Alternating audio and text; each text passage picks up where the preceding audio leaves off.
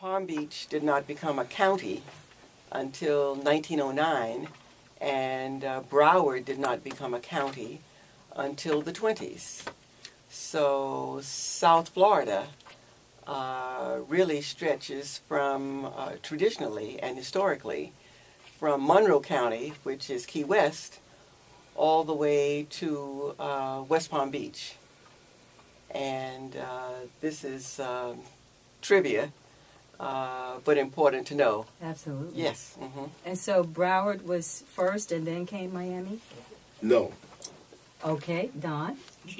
No, Dade Okay. County, Dade County, named for Major Francis Dade in 1835, included or started, the northern boundary would be West Palm Beach, what we now know as Palm Beach. And the southern boundary at that time, 1835, would have been what we now know as Monroe, Key West. Gotcha. And starting in the north, in 1909, Palm Beach was incorporated as a county. And then in the 20s... I think it was 1915, Broward. Broward, 1915? Okay, 1915, Broward. And then Dade was...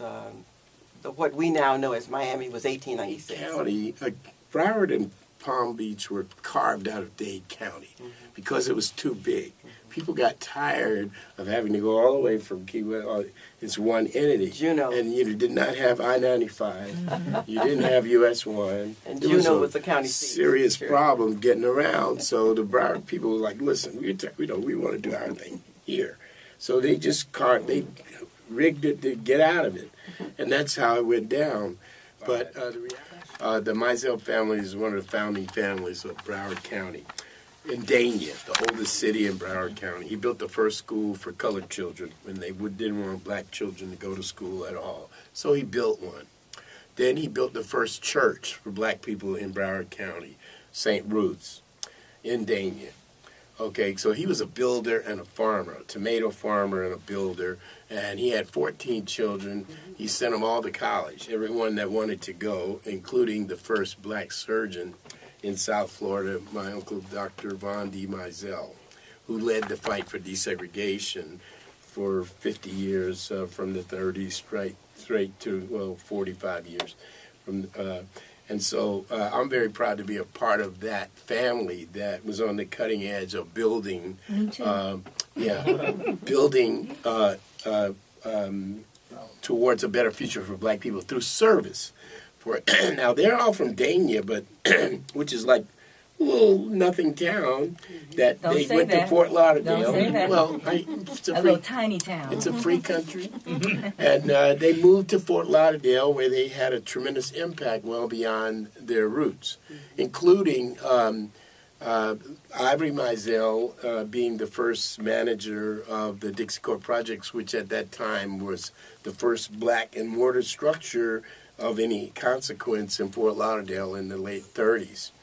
Also, he was the town chronicler of the black history of Fort Lauderdale, and taking pictures of everything, every major event and every, prom or group shot and this and that.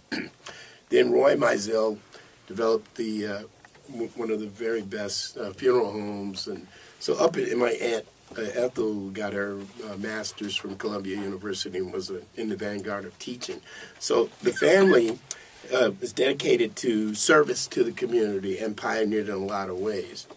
Von D was the one who founded the NAACP in Fort Lauderdale and led the fight to desegregate the beaches, creation of the first black beach, desegregation of Fort Lauderdale beaches, and the desegregation of Broward General Hospital, and also founded Providence Hospital with Dr. Sistrunk, who was the first doctor in the area, and for which Sistrunk Boulevard is named for.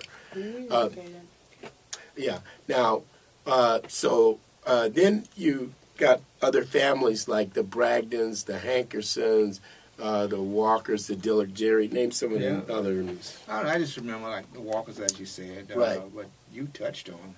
at that time, most of them. Right. Let me Mr. say- Morton. Yeah, exactly. Let me say, just as a person that been in Broward for well over 60 years, Right. I had the pleasure of meeting these people. I mean, Dr. Mizell treated me. Wow. Yeah. I mean, in his office, he had a rash on his hand one day. He said he had touched some kind of plant, and he had like some iodine on it. Yeah. And he was, I don't know, he just told me all about his incident with his. Yeah. But he treated me. My uncle walked to the hospital at the time. Provident. Provident down 6th Street. Yeah. Sits trunk now, and trying to make it on his own, but he fell dead after he got to the hospital on the hospital ground. So as we talk about these things, and I don't know, Miss Pappy, I think she was one of the Mizell. She was That's a right. school teacher. That's his sister. Yeah, and I had a crush on her daughter, Rushin. Yeah, right. You This is out there now. And if she wasn't my cousin, I might have been right behind. But these people, not only were they just great black people, they're just great people, but what, as you know them, you may take them as one thing, obviously with much respect, but just as everyday folk, they were like gods. I mean, you say Mizell, like, oh yeah. And at one point it was like, who wasn't?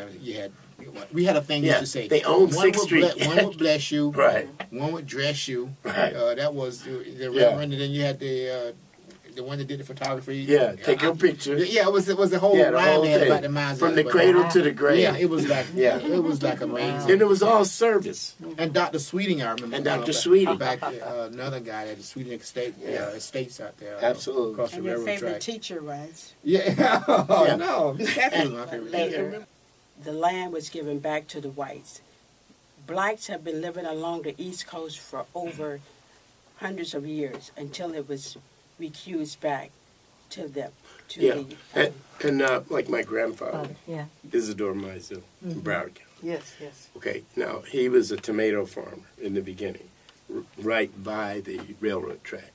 But he owned land down to the beach up until the 30s when the Depression came and they used the power of eminent domain to take the land that was on the beach side from him. Okay? So black folks did have it, but what I'm saying is there was a systematic effort throughout history to get us off the water. That's right.